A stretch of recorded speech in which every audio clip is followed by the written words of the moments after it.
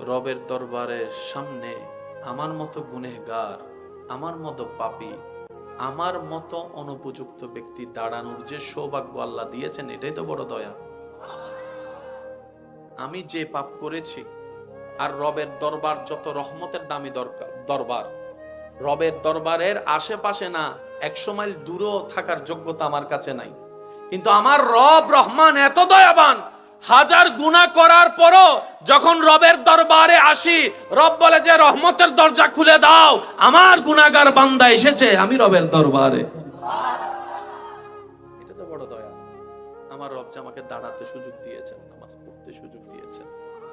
সে হয়তো কথার সাথে এড করে বলবে, আমি যখন নামাজে দাঁড়াই শয়তান ডিস্টার্ব করে, হাজার কিছু মনে এনে দেয়, হাজার ভাবনায় আমার মন চলে যায়, কিন্তু আমি তারপরও রবের সন্তুষ্টির জন্য আমি নামাজে দাঁড়িয়ে থাকি। অনেক সময় আমার সূরা ভুল হয়ে যায়, আয়াত ভুল হয়ে যায়, অনেক সময় তো এমনও হয় 2 রাকাত পড়ছি কিনা 3 রাকাত পড়ছি এই টেনশনের মধ্যেও চলে যায়। অনেক সময় এমনও হয় নামাজ পড়া অবস্থায় ওযু কি আছে না নাই ভেঙে গিয়েছে মনে হয়, এই টেনশনও পড়ে যায়। কত রকমের ডিস্টার্ব হয়, কিন্তু প্রত্যেকটা ডিস্টার্ব আমার ভালো লাগে, প্রত্যেকটা জ্বালা আমার ভালো লাগে, প্রত্যেকটা বাঁধা আমার ভালো লাগে। সে জিজ্ঞেস করছে, কেন তোর এত বাঁধা ভালো লাগে? বুঝলাম না।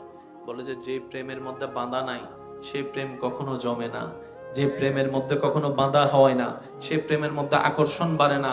শয়তান চেষ্টা করে আমাকে বিভিন্ন ভাবে প্রলোভন দেখিয়ে রবের রহমতের দরবার থেকে সরিয়ে রাখতে, আর আমি আমার শক্তি দিয়ে, ঈমানি বল দিয়ে, মোহাব্বতের টান দিয়ে আমার সমস্ত কিছুকে পিছনে ফেলে আমি রবের দরবারে দাঁড়িয়ে থাকি, রবের দরবারে দাঁড়িয়ে থাকি।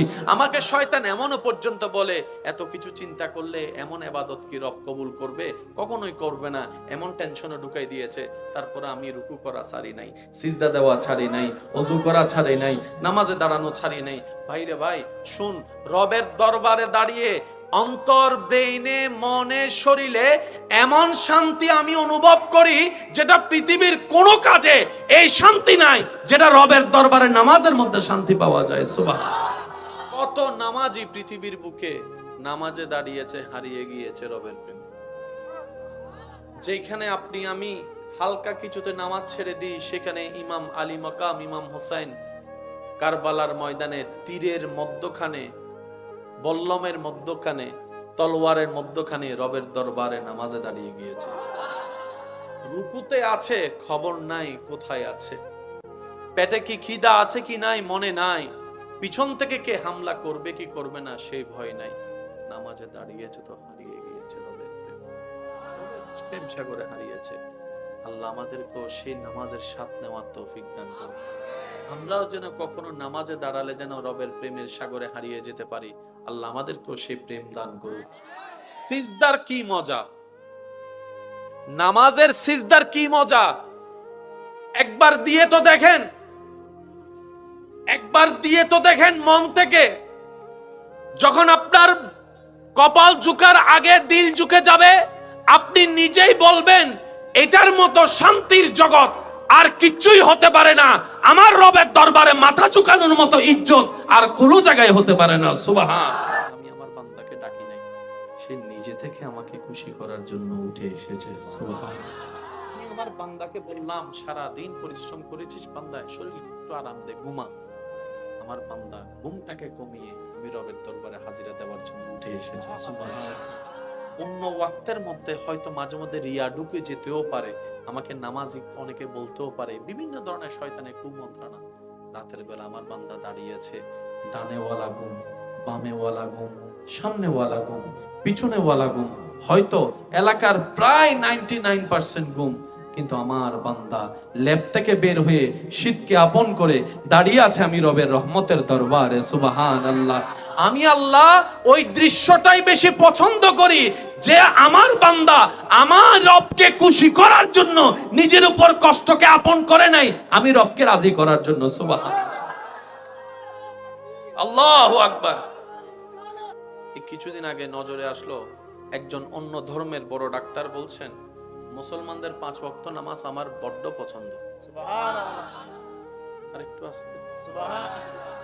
উনি ওনার বক্তব্যে যে বিষয়টা তুলে ধরতে চেয়েছেন, যার মূল কথা হচ্ছে যে যারা 5 ওয়াক্ত নামাজ পড়বে, এই 5 ওয়াক্ত নামাজের ভিতরে যতবার রুকু করে কোমর ভাঙবে, যতবার সিজদার মধ্যে গিয়ে মাথা ঝুঁকাবে, হাত রাখবে, হাঁটু ভাঙবে, কোমর ভাঙবে, যতবার বৈঠকে বসে তার পা গুলাকে সুন্দর করে ভাঁজ করে রাখবে, যতবার পানি দিয়ে অজু করবে, যতবার মুখ ধুবে, যতবার হাত ধুবে, যতবার কুলি করবে, উনি বলছেন আমি গবেষণা করে দেখেছি মুসলমানরা যে স্টাইলে আপন রবের দরবারে নামাজের মাধ্যমে হাজিরা দেয়, এই সিস্টেমটা এই মানুষের জন্য সুস্থ থাকার জন্য, শারীরিক সুস্থতার জন্য, মানসিক সুস্থতার জন্য, রোগ প্রতিরোধ ক্ষমতা বাড়ানোর জন্য, শরীরের সমস্ত কিছুকে অ্যাক্টিভ রাখার জন্য এবং মানসিক প্রশান্তির জন্য এই সিস্টেমটা বড় দরকার। সুবহান আল্লাহ।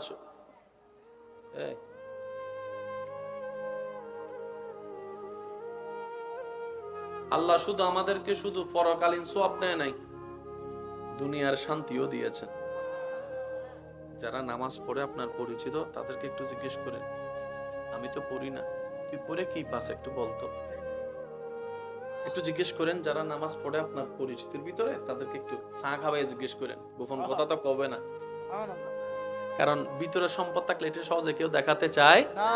তারপর একটু জিজ্ঞেস করেন, ভাই তুই যে, আমি তো ব্যস্ততার ভিতরে নামাজ পড়ি না, তুই তো হাজার ব্যস্ততার ভিতরে নামাজের টাইম বের করে ফেলস, তুই আমাকে সত্যি করে বলতো ভাই, তুই আমাকে বন্ধু হিসেবে বল, ভাই হিসেবে বল, ছোট ভাই হিসেবে বল, বড় ভাই হিসেবে বল, তুই আমার ভাই হিসেবে বল, বোন হিসেবে বল, যেটা হিসেবে তুই আমার বল, নামাজ পড়ে তুই কি পাস? সওয়াবের কথা তুই আমারে শুনাইস না, আমি ওটা শুনতে চাই না, তুই শুধু আমার দুনিয়ার কি পাস সেটা বল। সে আশেক উত্তর দিবে। এবার আপনি যখন নামাজে দাঁড়াচ্ছেন, কার সামনে? আল্লাহর সামনে যাওয়ার আগে আপনাকে আমাকে কি করতে হয়? একটু মনোযোগ মনে রাখবেন, নামাজে দাঁড়ানো মানে রবের দরবারের সামনে দাঁড়ানো, রবের রহমতের সামনে দাঁড়ানো। সেজন্য যত পরিপাটি হয়ে থাকতে পারবেন, আর একটু জোরে, যত স্ট্যান্ডার্ড হয়ে আপনি রবের দরবারে যেতে পারেন, এটা আপনার ব্যক্তিগত ব্যাপার। তবে যেমন তেমন করে যায়েন না, একটু প্রেজেন্টেশনটা সেভাবে করিয়েন, সুন্দর থেকে অতি সুন্দর ভাবে, কারণ আপনি আপনার সৃষ্টিকর্তার সামনে দাঁড়াচ্ছেন। মনে থাকবে ইনশাআল্লাহ। এবার ওযু করলেন, একটা হচ্ছে যে শরীরের ওযু, আর একটা হচ্ছে মনের ওযু। বুঝে বুঝে বলি সুবহানাল্লাহ। একটা হচ্ছে বাহ্যিক ওযু, যেটা আমরা করি, রবের দরবারে ভিক্ষা চাই, আল্লাহ যেন আমাদের কেমন দয়া করে একদিন যেন আমরা মনের ওযুটাও করে ফেলতে পারি। ওযু করে আমরা অপবিত্র থেকে পবিত্র বানাই, মুখকে, হাতকে, পাকে, শরীরকে, সবকিছুকে ধুয়ে ওযুর নূর দিয়ে আমরা নিজেকে পবিত্র বানাই। আল্লাহ যেদিন দয়া করবে, কলবের ওযু হয়ে যাবে, মনের ওযু হয়ে যাবে। সেই দিন দেখবেন আপনার এই অন্তর জগতে শয়তান যে সমস্ত প্রোডাক্টগুলা এন্ট্রি করিয়ে আপনার আমার ভিতর বাহির নষ্ট করেছে, হিংসা দিয়ে পরিবার ধ্বংস করে দিয়েছে, অহংকার দিয়ে সমাজের মধ্যে আধিপত্য বিস্তার করে মানুষের উপর জুলুম করিয়েছে, ওই সমস্ত প্রোডাক্ট যখন বের হয়ে যাবে, রবের রহমতে, রবের নূর, দয়ার নূর আপনার আমার কলবে আসতে থাকবে। সুবহানাল্লাহ।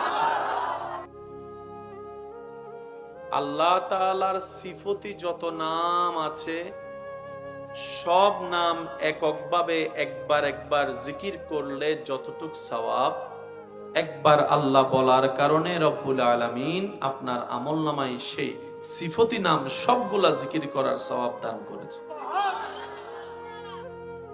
লস না লাভ? লাভ। জোরে বলেন, লস না লাভ? শুধু তাই নয়, শরীরের ভিতরগত অনেক রোগের চিকিৎসা এই আল্লাহর নামের জিকিরের মধ্যে আল্লাহ লুকিয়ে রেখেছেন। আপনি যদি কখনো সময় পান, একটু প্র্যাকটিস করে দেখবেন, ট্রাই করে দেখবেন, নিরিবিলি রুমের মধ্যে বসে আপনি আপনার মন মতো পরিবেশ তৈরি করে সুন্দর করে আদবের সাথে বসে চোখটা বন্ধ করে শুধু আল্লাহ আল্লাহ জিকিরটা আপনি করতে থাকবেন সুন্দরভাবে। দেখবেন আপনার জিকির করার মনোযোগের দিকে যদি আপনি একটু মনোযোগ দেন, আপনার মুখের স্টাইল, জিহ্বার ব্যায়াম, ঠোঁটের ব্যায়াম, আওয়াজের সাথে সাথে আপনার কলবের যে একটা হৃদয়ের শান্তি, সেই জিনিসটা আপনি সন্ধান পেয়ে যাবেন। সুবহানাল্লাহ। আলা বিযিকরিল্লাহি তাতমাইন্নুল কুলুব। রব বলে যে কোথাও শান্তির দেখা মিলবি না, আমি রবের জিকিরের মধ্যে তোর সেই শান্তি পেয়ে যাবি। সুবহান। জিকির করার দরকার আছে। পিছনে কি সমস্যা হয়েছে কোনো? বা একটু মনোযোগ দিবেন, আমরা সময় খুব সংক্ষিপ্ত তো, আমি সেজন্য দ্রুত গতিতে যাচ্ছি। একবার বলি সবাই মারহাবা। আমরা সময়ের ফাঁকে ফাঁকে নিজের সুবিধা মতো সময় বের করে আল্লাহর জিকির করার জন্য সময় বের করার চেষ্টা করব। সবাই বলি ইনশাআল্লাহ। আরেকটু জোরে বলেন ইনশাআল্লাহ। এটা হক, এটা অধিকার, জিকির এটা করতে হবে। আপনি আপনার রবকে কিভাবে খুশি করবেন সেটা আপনার ব্যাপার। দিনে করবেন না, রাতে করবেন না, গভীর রাতে করবেন, সেটা আপনার এবং আপনার রবের ব্যাপার। সেখানে আপনি আমরা নাক গলানোর কোনো অধিকার নাই। জোরে বলেন না, নাক গলানোর কোনো অধিকার। আল্লাহ আমাদের সবাইকে বুঝার তৌফিক দান করুন। এবার আসুন, নবী রাহমাতুল লিল আলামিন আল্লাহর পক্ষ থেকে যত নিয়ামত নিয়ে এসেছেন, সব নিয়ামত হচ্ছে হাই লেভেলের নিয়ামত। সুবহানাল্লাহ। একটু জোরে বলি। প্রত্যেকটা নবী রাসূলকে আল্লাহ বিশেষ বিশেষ কিছু পাওয়ার মুআজিজা দান করেছেন। এই মুআজিজার জগতে সর্বোচ্চ মুআজিজা রব্বুল আলামিন আমাদের নবীকে দান করেছেন। এবার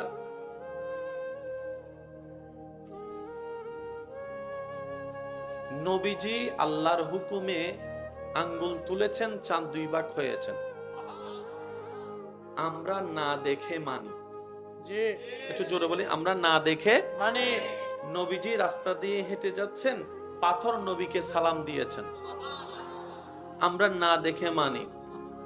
আমরা না দেখে মানি। এটা বড় সৌভাগ্য যে আমরা না দেখে মানি, প্রমাণ ছাড়াই মানি।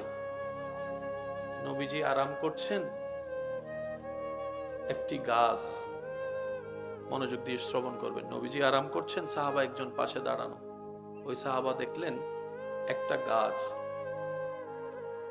মাটি থেকে উঠে নবীর পাশে এসে দাঁড়াই গেলেন।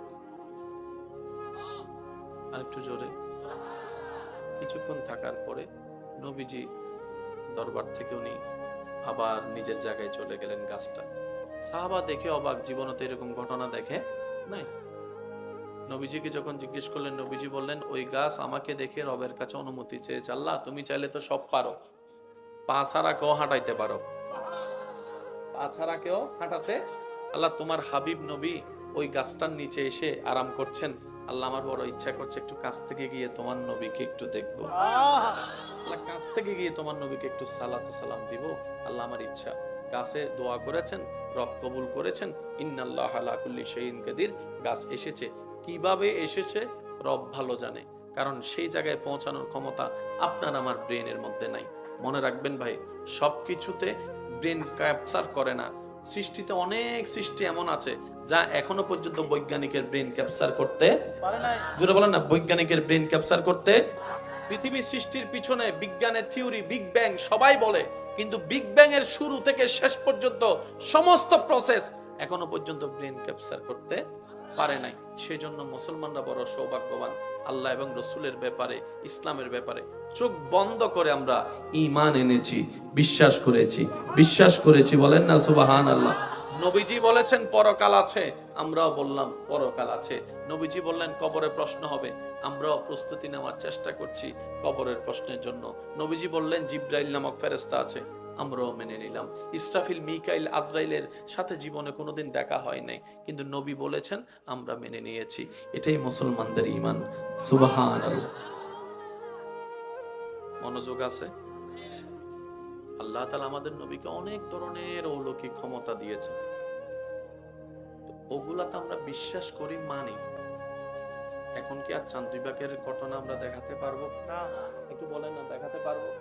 কোনো অন্য মানুষ যদি এসে আমাদেরকে বলে তোমাদের নবীর স্পেশাল মুজিজা কি? কারণ আল্লাহ যাদেরকে পাঠায় তাদেরকে তো কিছু বিশেষ স্পেশাল পাওয়ার দেয়, তোমাদের নবীর কি? এখন আমরা যদি বলি চাঁদ দুই ভাগের কথা, সে বলে যে আমি তো দেখি নাই, মানবো কেমনে? করতেও পারে, একটু বলেন না, করতেও নবীজি হাত তুলেছেন, আল্লাহ ডুবন্ত সূর্যকে আবার তুলে দিয়েছেন। আমরা মানি, সবাই তো আর মানবে। মনে রাখবেন আমার ইমানদার ভাইয়েরা, আল্লাহ তাআলা আমাদের নবীকে যত ধরনের স্পেশাল নিয়ামত দিয়েছেন, মুজিজা দিয়েছেন, তন্মধ্যে কিয়ামত পর্যন্তের জন্য দলিল হিসেবে একটি মুজিজা, যেটার নাম হচ্ছে কোরআনুল কারীম। আর একটু জোরে, কোরআন হচ্ছে আল্লাহর পক্ষ থেকে দলিল। আপনি যে কোনো জায়গায় আল্লাহর উপর ভরসা করে নবীর প্রেম সাথে নিয়ে কোরআনকে নিয়ে দাঁড়াবেন, আল্লাহ তাআলা আপনাকে এমন দয়া করবেন, মাথা নিচু করে আপনাকে আসতে হবে না, মাথা নিচু করে আসতে হবে না। ইতিহাস সাক্ষী আছে, এই কোরআনের ভুল ধরার জন্য যারাই নেমেছিল, একদিন না একদিন তারা কোরআনের প্রেমে পড়ে ঈমান গ্রহণ করে মুসলমান হয়েছে। তাদের লিস্টের ভিতরে একজনের নাম আছে ডক্টর মরিস বুকাইল। যুবকরা একটু আওয়াজ দিয়ে বলি না ভাইয়া, বড় বড় বিজ্ঞানীদের নাম খুঁজে পাওয়া যায়। মনে রাখবেন, কোরআন হচ্ছে কিয়ামত পর্যন্তের জন্য একটা বড় মুজিজা। এটাকে না কেউ মিথ্যা প্রমাণিত করতে পেরেছে, না কখনো কেউ পারবে। কেন? কোরআনের হেফাজত স্বয়ং রব্বুল আলামিন নিজেই করেন। বলেন না সুবহানাল্লাহ। বিরক্ত হচ্ছে না তো ভাইয়া? আদব, মানুষের সবচেয়ে বড় অলংকার হচ্ছে আদব। চিনেন না, জানেন না, মুরব্বীকে দেখলে সম্মান করেছেন, 2 মিনিট 1 মিনিট 3 মিনিট লেগেছে। আপনি বলতে পারেন উনি আমার কেউ না, আমি ওনাকে সম্মান করবো কেন?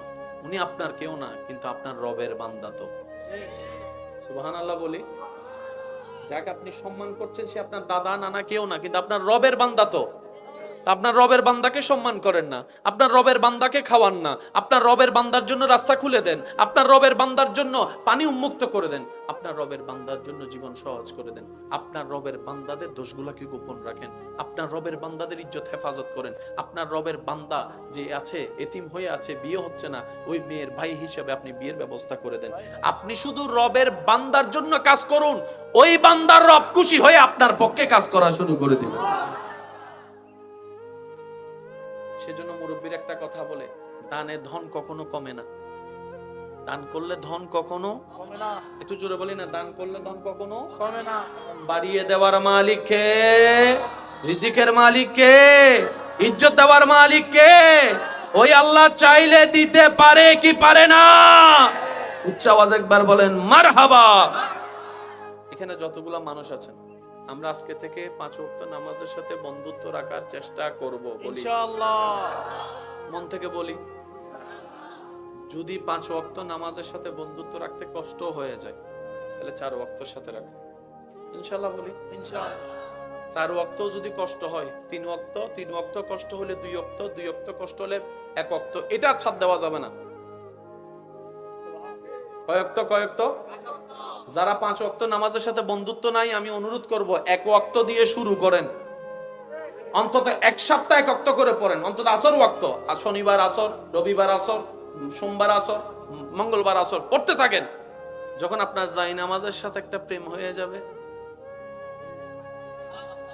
আর একটু আস্তে, দেখতে দেখতে তো প্রেম হয়, জাই নামাজ দেখতে দেখতে যদি প্রেম হয়ে যায়, মসজিদের রাস্তায় হাঁটতে হাঁটতে আসরের জন্য যে গিয়েছেন, প্রেম হয়ে যায়, মসজিদ দেখে যদি প্রেম হয়ে যায়, দেখবেন ওই 1 ওয়াক্ত আপনাকে 2 ওয়াক্তওয়ালা নামাজি বানাই দিবে।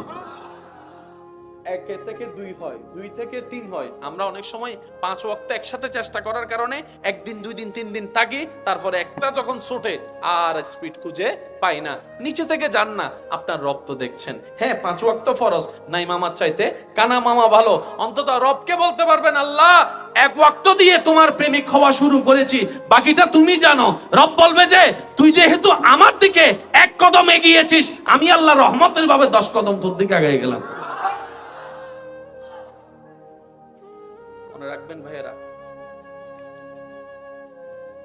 ওইলা আবার হতা হুককে তো করে যাবি, আনতা ক্যান্সেল করে বিষয়। আরা হন দেশি রোহিঙ্গা কল যোগ করি দেখি আরা হন দেশি আর্মি হন দেশি হারার নিয়ম, হারার শরীর, হারার ফিটনেস, হারার জীবন বেশি সুন্দর আর না আর্মি কলর क्या নিয়ম মানে চলে দে হদুন আর্মি হইতো যাইয়ার ভর্তি হই না ট্রেনিং হত ফালাই ও মারে না ওনারা না জানুন ফানলার কেন তো জানিলে কেন আওয়াজ দে হন না তাই দিল্লা আছে না আছে যেতে শীতকালে ইতারে ভরুন নামাই দি তো মনে মনে হতে আই যদি অফিসার হইতাম ফজর 4টা 4:30 5টা বাজে বেল বুঝছি ও তো ছোটবেলায় আমি দেয়ারা ওই মা বাপে যত ফরাল্লাই টুকতো আর ডাকতো তারা কি মামা নাইলে না হয় বাংলার এন্ড মা বাবা মামা মা হদা চবুদ 5 মিনিট সুখ বন্ধ ন করতে 5 মিনিট শেষ মা এর ফিজতে বাড়ি তিন নদী এর হতে 5 মিনিট হইয়া 50 মিনিটই উঠ তো সারাইব এখন কুসিং জম ভরিব এখন কলেজও জম ভরিব এখন হই না আর্মি কল যাতে শুধু ক্যারাং বাইলি বাজি দে সুকুলি এরে উড়ি এরে বিছানা পরিষ্কার করতে দেরি কইলে শেষ কি করিব পিস্তলুকা মাথার আতাত দিয়ে রে হবু দে এই পুরা স্টেডিয়াম 10-12 রাউন্ড দে হারা বাত খাই দি হটাই রাতে 9টা 10টা 11টা 12টা আর ইতারান্ডা আসরত তো থানা দি বেলায় নামাতে এতাল্লাহ হদে আর্মি হলো জীবন কি পাক্কা টাইম টু টাইম উন শরীর দিলেও তো মনে হয় না আসলে উন আর্মি উন সামনে আরারে কি আলাই বুঝা তেলিয়ে জোরান না মাতো না বাজে আরা কেন মানুষ হত্যারনি করোনা হইলে মানুষ মরে যাবার সম্ভাবনা কম আছে না বেশি আছে তো মানুষে মরণ ডরানো না ডরাই আর আরা বাঙালি অকল রেকর্ড করি ফেলাই কি করোনা কালীন সময়ে করোনা হইলে ওলু তৈরি করোনারে না ডরাই কিন্তু আর্মির বেতর বাড়িরে ঠিকই দাঁড়ায় এসে মাতেন না মা হদ্দে বাইন নস করোনা আছে তো হদাই বেকেন সাই যাতে বাইরে যাতে যাইরে দেখে দে আর্মি মিয়েতি দেখি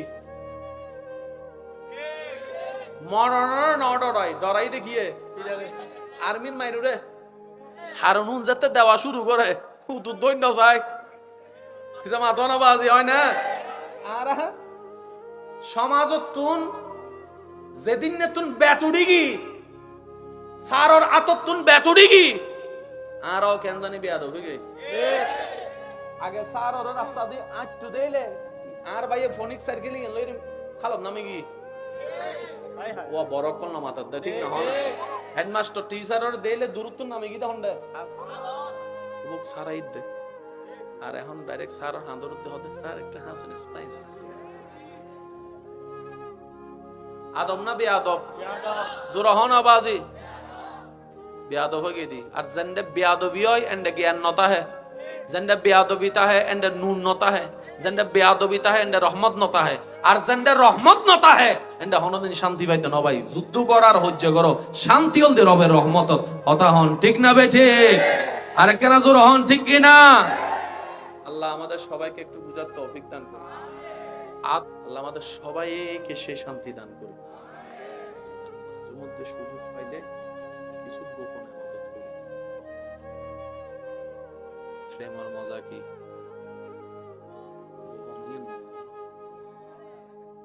লাকি সুদ করি মাল আইনি দে বিদেশত আর তো চকলেট দিয়ে বুঝ দিবিলি আইবার সময় হতো নেতুন চকলেট নোয়া নাই আর বুড়ো অবস্থায় খুশি হয়ে গিয়ে মা বিমান তুন জড়ি এসে চকলেট দিবে ও মা তো না ঠিক না বেটি এই চকলেট দিবে ভাই আরে ও মা যে খুশি মনে জানে 10 স্বাধীন করি ফেলায়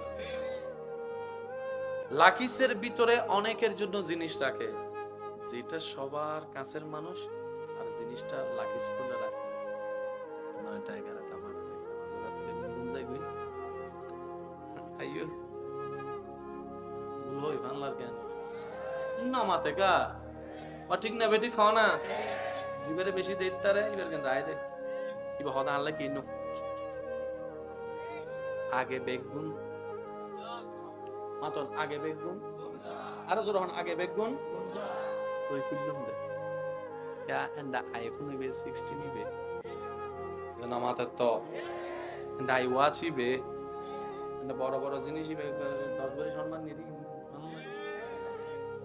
হতে প্রকাশ্য না গোপনে গোপনে এতাল্লাই তাহাজ্জুদের নামাজ আল্লাহ বেশি পছন্দ করে সুবহানাল্লাহ হর ফজর জোহর আসর মাগরিবে যা যা যা তাহাজ্জুদ তা কিন্তু তাহাজ্জুদকে আল্লাহ স্পেশাল বেশি পছন্দ করে কারণ রব বলে আল্লাহ তাআলার সিফতি যত নাম আছে সব নাম এককভাবে একবার একবার জিকির করলে যতটুক সওয়াব একবার আল্লাহ বলার কারণে রব্বুল আলামিন আপনার আমলনামায় সেই সিফতি নাম সবগুলা জিকির করার সওয়াব দান করেছে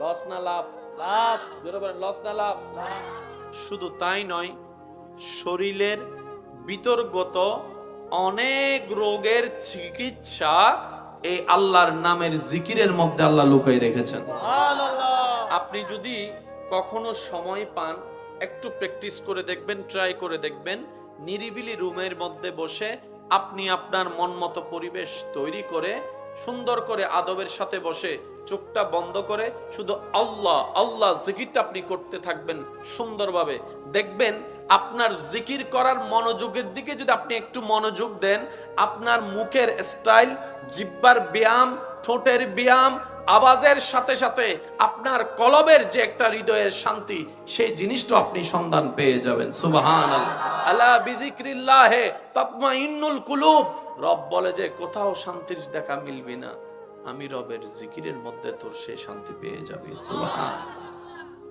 জিকির করার দরকার আছে পিছনে কি সমস্যা হয়েছে কোনো ভাই একটু মনোযোগ দিবেন আমরা সময় খুব সংক্ষিপ্ত তো আমি সেজন্য দ্রুত গতিতে যাচ্ছি একবার বলি সবাই মারহাবা আমরা সময়ের ফাঁকে ফাঁকে নিজের সুবিধা মতো সময় বের করে আল্লাহর জিকির করার জন্য সময় বের করার চেষ্টা করব সবাই বলি ইনশাআল্লাহ আরেকটু জোরে বলেন ইনশাআল্লাহ এটা হক এটা অধিকার জিকির এটা করতে হবে আপনি আপনার রবকে কিভাবে খুশি করবেন সেটা আপনার ব্যাপার দিনে করবেন না রাতে করবেন না গভীর রাতে করবেন সেটা আপনার এবং আপনার রবের ব্যাপার সেখানে আপনি আমি আমরা নাক গলানোর কোনো অধিকার নাই জোরে বলেন না নাক গলানোর কোনো অধিকার আল্লাহ আমাদের সবাইকে বুঝার তৌফিক দান করুন এবার আসুন নবী রাহমাতুল লিল আলামিন আল্লাহর পক্ষ থেকে যত নিয়ামত নিয়ে এসেছেন সব নিয়ামত হচ্ছে হাই লেভেলের নিয়ামত সুবহানাল্লাহ একটু জোরে বলি প্রত্যেকটা নবী রাসূলকে আল্লাহ বিশেষ বিশেষ কিছু পাওয়ার মুআজিজা দান করেছেন এই মুআজিজার জগতে সর্বোচ্চ মুআজিজা রব্বুল আলামিন আমাদের নবীকে দান করেছেন এবার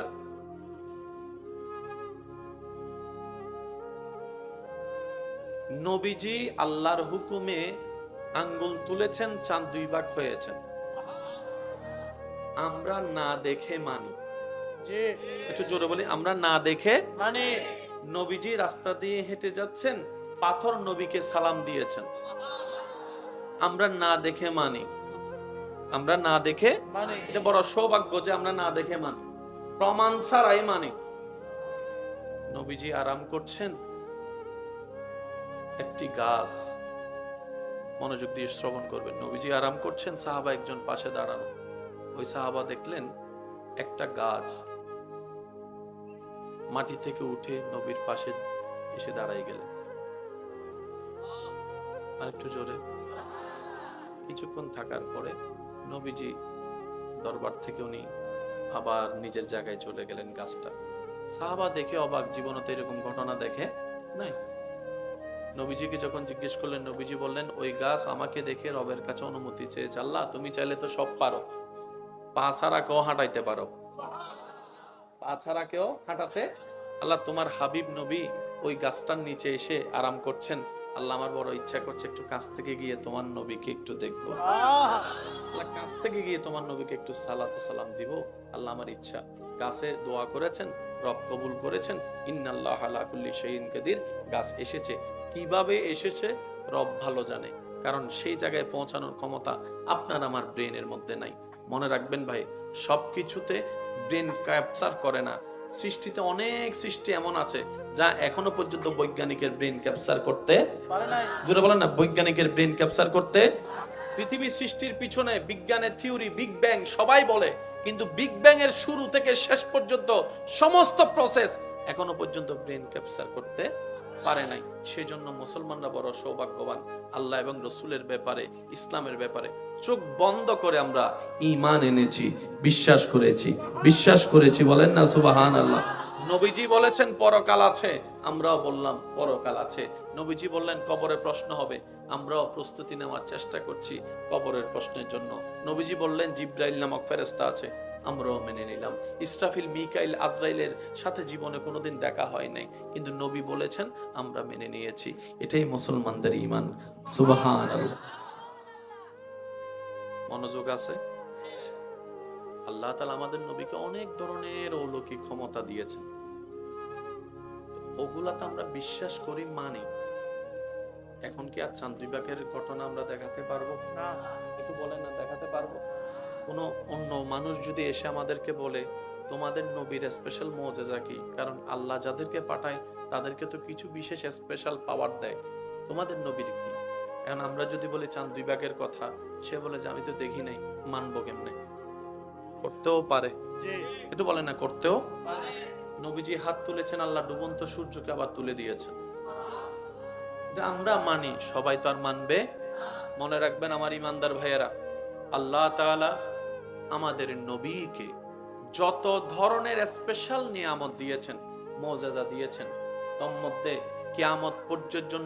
কিয়ামত পর্যন্তের জন্য দলিল হিসেবে একটি মুজিজা, যেটার নাম হচ্ছে কোরআনুল কারীম।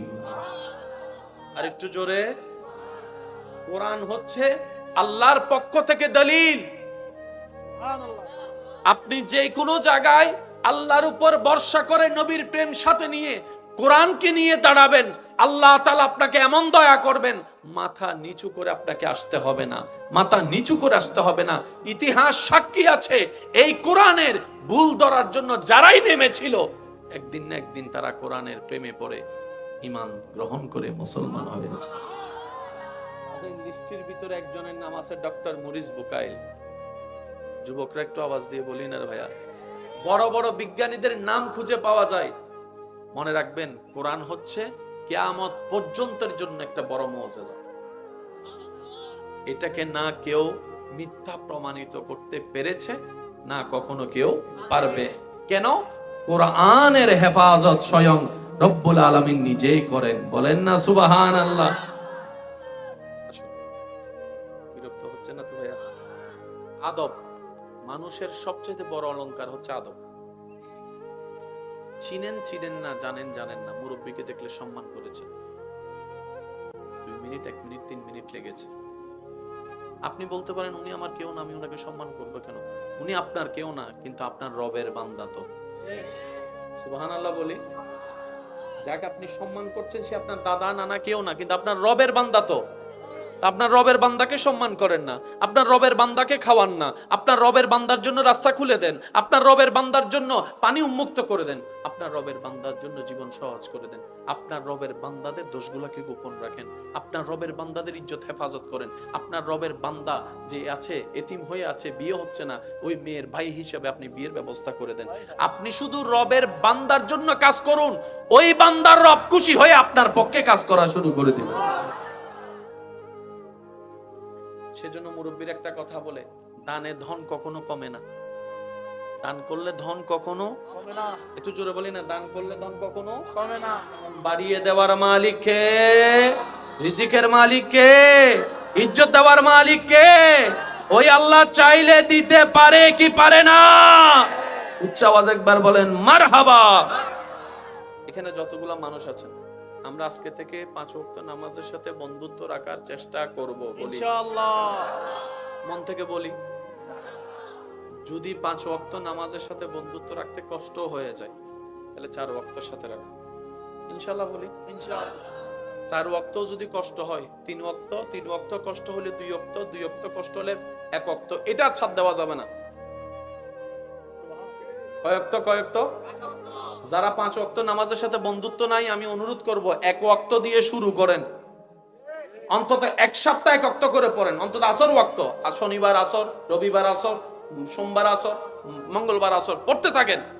যখন আপনার জায় নামাজের সাথে একটা প্রেম হয়ে যাবে,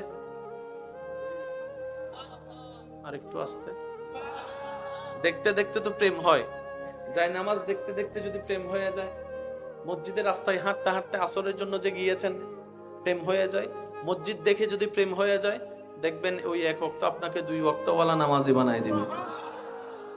1 থেকে 2 হয়, 2 থেকে 3 হয়। আমরা অনেক সময় 5 ওয়াক্ত একসাথে চেষ্টা করার কারণে 1 দিন 2 দিন 3 দিন থাকি, তারপরে একটা যখন ছোটে আর স্পিড খুঁজে পাই না।